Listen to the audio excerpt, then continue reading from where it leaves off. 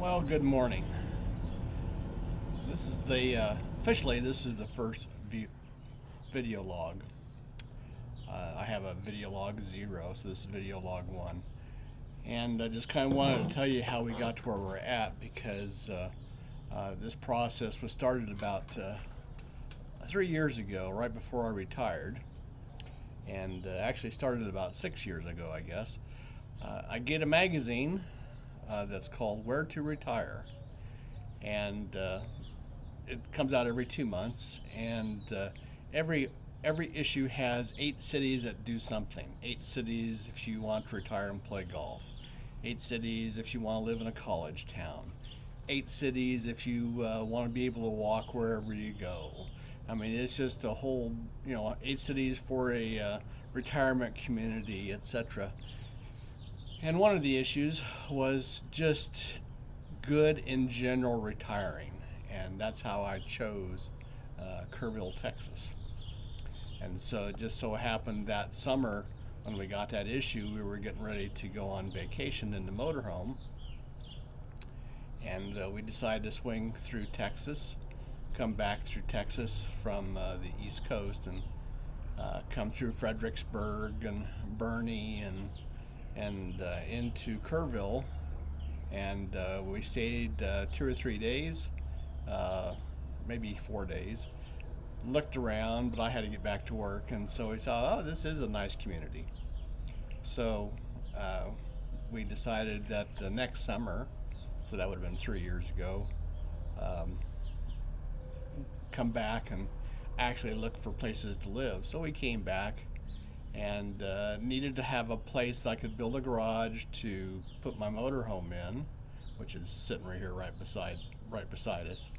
And so we came, and everything's bigger in Texas, but none of the houses, and we looked at probably 40 or 50 houses. Actually, we flew down for a weekend or a week, 3 days I think.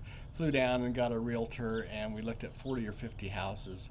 And even though some of them were on property, the way they had put the house, it was going to be pretty difficult to build a garage that was accessible for a big motorhome.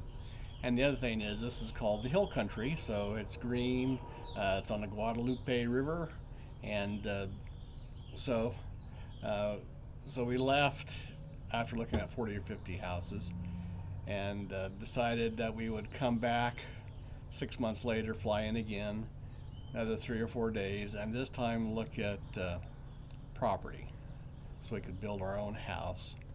And so we came back and looked at a lot of properties and houses. We would still be willing to entertain if they could build a garage. And one of the things that we noticed right away was every house we looked at had a water softener on it. So that means the water is really terrible here. It wasn't like 40% of them or 50%. Every single house had a water softener on there. Until we got to, it was one of the last houses we looked at. It's a brand new home, and it had a cistern, a water catchment system, and no water softener. I said, so they're completely on rainwater. And so the realtor said, yeah.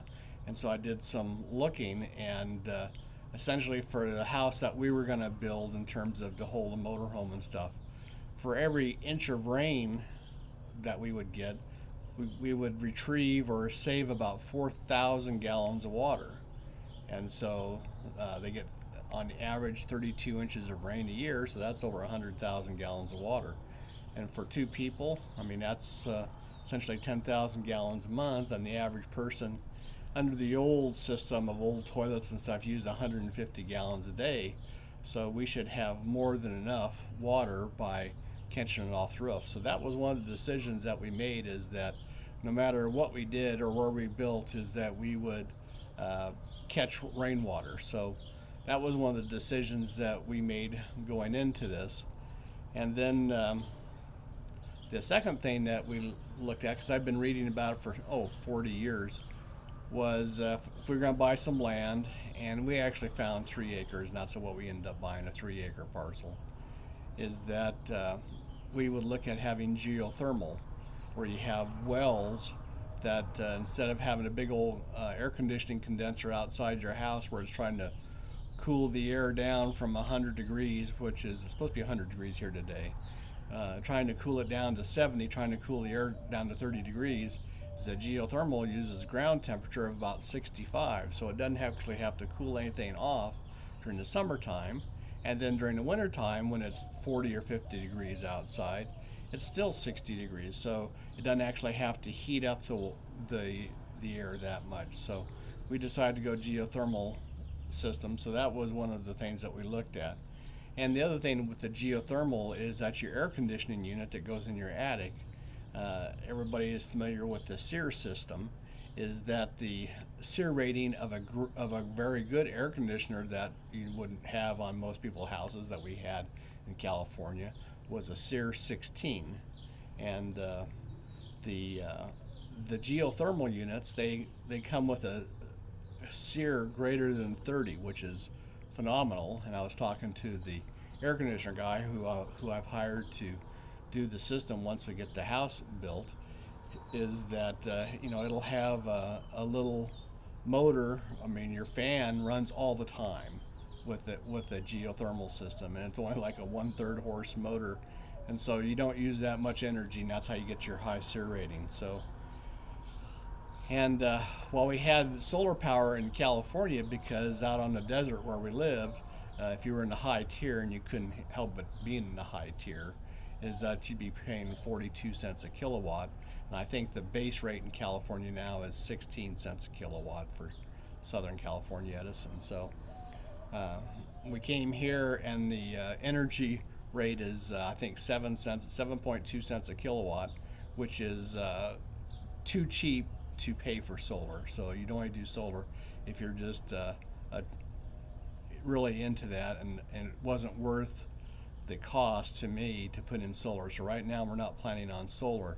However, I probably will be putting a generator on the house for if you lose power, you could have a generator and not have to worry about it.